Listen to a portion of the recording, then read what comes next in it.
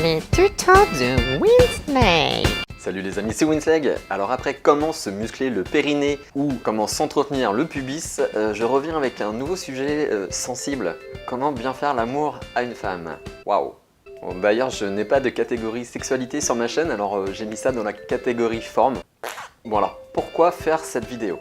À la base elle s'adresse plus aux adolescents, mais pas que, qui se posent généralement 1 million de questions sur ce sujet. C'est vrai que quand arrive l'âge d'avoir une vie sexuelle, on n'a pas tous la chance d'avoir un grand frère, un ami, des parents ouverts sur ce sujet. En plus de ça, c'est pas toujours évident d'aborder ce genre de sujet avec quelqu'un qu'on connaît. Dis-moi papa, tu fais comment toi pour la de maman? En plus de ça, à l'école, on ne nous apprend absolument rien sur le sexe. Alors pour disséquer des grenouilles ou découper un œil de bœuf, il y a du monde, mais pour nous apprendre notre sexualité, il n'y a plus personne. Du coup, la plupart des jeunes découvrent la sexualité avec la pornographie, sauf que la pornographie, c'est pas la réalité. Bon, des fois ça peut y ressembler, ok. Bref, du coup j'ai décidé d'en parler dans cette vidéo, et pour traiter au mieux ce sujet sensible, je me suis entretenu longuement avec plusieurs femmes et une sexologue. Comment bien faire l'amour à une femme? Alors je sais que le sujet et surtout la miniature de la vidéo peut paraître un peu putaclic, mais ce n'est pas le cas parce qu'il y a un vrai contenu derrière. En tout cas, je vais vraiment essayer de répondre à cette question. Première chose qu'il faut savoir et qui est très importante, c'est que chaque femme est unique. Voilà, il n'y a pas une bonne façon de bien faire l'amour, dans le sens où il y a autant de façons qu'il y a de femmes. Ça fait beaucoup de façons quand même. En effet, il y a des femmes qui aiment le sexe un peu sauvage, d'autres femmes qui préfèrent faire l'amour de manière très romantique, etc. Donc la première chose à faire, ça va être d'apprendre à connaître votre partenaire. C'est vraiment le point essentiel pour avoir une vie sexuelle épanouie et surtout pour combler votre partenaire. Autre point très important et qui est malheureusement des fois négligé par certains hommes, ce sont les préliminaires. Alors il faut savoir que les femmes ne fonctionnent pas totalement comme nous. Nous les hommes, on est 90% physique et 10% psychologique. Une femme, c'est l'inverse. C'est 90% psychologique et 10% physique. C'est pour ça que les préliminaires sont vraiment très importants. Alors évidemment, c'est pas une règle absolue, hein. Il y a des femmes qui n'aiment pas ça, ou il y a des femmes qui peuvent aimer de temps en temps juste le fast sex, c'est-à-dire sans préliminaire et bim, direct dans l'action. Mais dans la grande majorité des cas, les préliminaires sont vraiment indispensables. Donc les préliminaires, ça peut être plein de choses, hein. Ça peut être des caresses, ça peut être des discussions un petit peu érotiques pour faire monter la température et l'envie justement. Ça peut être des jeux érotiques, ça peut être plein de choses, ça peut être évidemment le sexe oral, forcément. Si vous ne savez pas ce qu'est le sexe oral, Google est votre ami. Ça peut être aussi par SMS, envoyer des sextos pour commencer à faire monter la pression, tout doucement, etc. pour susciter l'envie. Mais voilà, les préliminaires sont vraiment très importants dans la sexualité, surtout dans la sexualité féminine.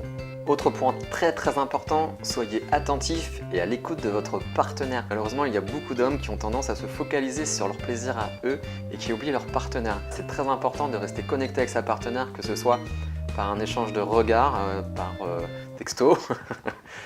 Ça te plaît, chérie? Bref, ça peut paraître un petit peu évident, mais a priori, de ce qu'on m'a rapporté, il y a beaucoup d'hommes qui ont tendance à trop oublier leur partenaire et à trop se focaliser sur leur plaisir. Voilà. Autre point indispensable, les fantasmes. N'ayez pas peur de demander à votre partenaire ses fantasmes. Ça peut être plein de choses, des jeux de rôle, des déguisements, des sextoys, plein de choses. Mais n'hésitez pas à amener la discussion. Une femme va avoir plus de difficultés à amener ce genre de discussion, de peur que vous puissiez la juger, alors que pas du tout au final. Du coup, n'hésitez pas à amener cette discussion-là. C'est très important de faire fonctionner l'imaginaire et de donner un peu de piment à votre sexualité. À votre avis, pourquoi est-ce que le roman 50 nuances degrés est un tel best-seller? Simplement parce que les femmes ont besoin de s'évader, ont besoin qu'on les fasse rêver et qu'on alimente cet imaginaire. Alors n'hésitez pas à demander à votre partenaire ses fantasmes. C'est bête, mais on n'y pense pas forcément. Autre point indispensable, l'orgasme féminin. Alors attention, je risque d'utiliser des mots d'anatomie, donc si vous avez du mal avec des mots comme vagin ou clitoris, je vous conseille de quitter cette vidéo dès maintenant parce que vous risquez d'être mal à l'aise juste après. Quand on commence à avoir l'âge d'avoir une vie sexuelle, il y a des choses qu'on ne sait pas. Par exemple, l'orgasme féminin et les différents types de femmes. Parce que oui, il y a différents types de femmes. On a les femmes dites clitoridiennes, donc qui peuvent avoir un orgasme grâce à une stimulation du clitoris. Si vous ne savez pas où se trouve le clitoris, il se trouve juste ici. He's up here. That's where he is.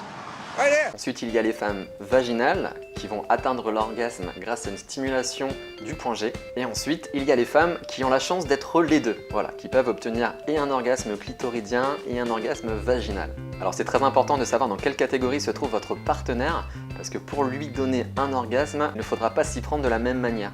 Alors pour la première catégorie, les femmes dites clitoridiennes, ça va être évidemment avec une stimulation du clitoris.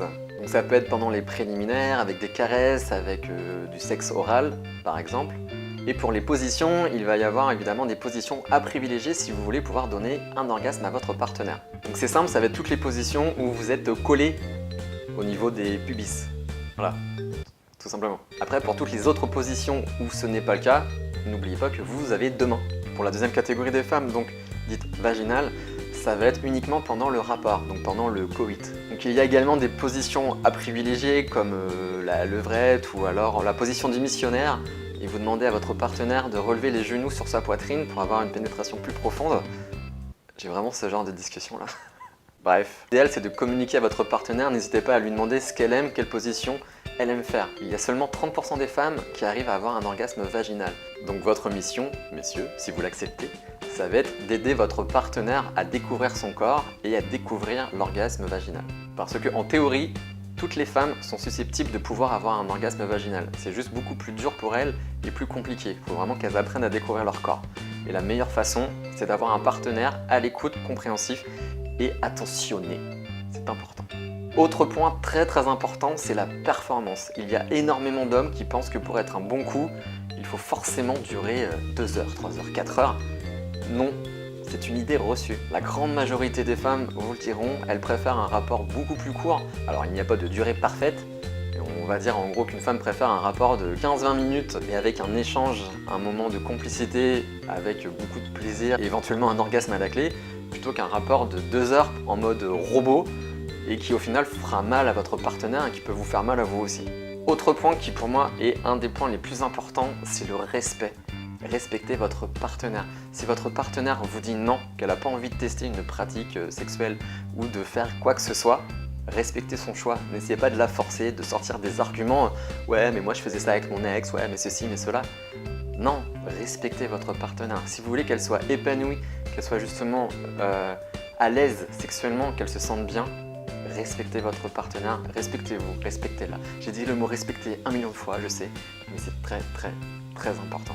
Alors évidemment, il y aurait encore des centaines de choses à dire sur la sexualité, mais je préfère vous laisser en débattre dans les commentaires. D'ailleurs, petit message pour toutes les femmes qui verront cette vidéo, n'hésitez pas à laisser un commentaire, que ce soit pour affirmer ou corriger un de mes propos. Ce sera vraiment super intéressant et instructif d'avoir votre retour sur ce sujet. Et n'oubliez pas, faites l'amour, mais surtout, protégez-vous. Je parle du préservatif évidemment. À mercredi prochain pour un nouveau tuto les amis. Tchou. Salut les amis. Alors qu'est-ce que j'utilise sous la douche? Pour mes cheveux, comme j'ai les cheveux très fins, je vous l'ai déjà expliqué dans mes précédentes vidéos, j'utilise le shampoing de chez Elseve, que je mixe avec du Hand & Shoulders.